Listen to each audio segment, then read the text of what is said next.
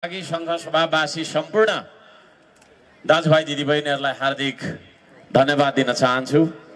हामीले फुलको माला लिएर आएनौँ, शब्दको मालाले यहाँको गला सजाउन चाहन्छु। यहाँहरू सबैजनालाई सम्मान गर्न चाहन्छु।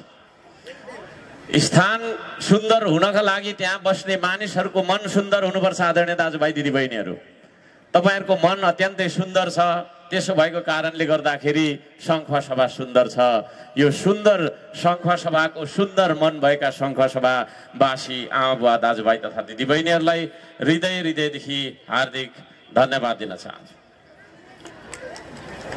अचम्म लाग्छ, संयोग भन्नु पर्ला, भोजपुरमा जान्छु, भोजपुरमै लाइन गइराखेको, सङ्घसभा आउँछु, सङ्घसभामै लाइन गइराखेको है।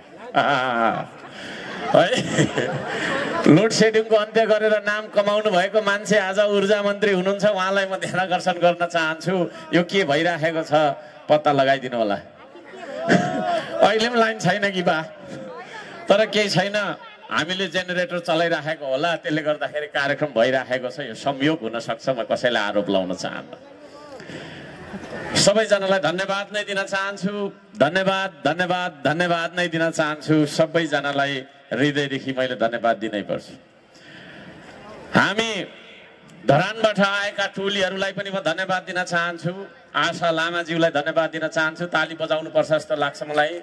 समिता राईज्यूलाई धन्यवाद दिन चाहन्छु। पूजा राईज्यूलाई धन्यवाद दिन चाहन्छु। समीर तामाङज्यूलाई धन्यवाद दिन चाहन्छु। प्रसाद राईज्यूलाई धन्यवाद दिन चाहन्छु। सत्य घलेजीलाई धन्यवाद दिन चाहन्छु। ज्ञानु चामलिङज्यूलाई धन्यवाद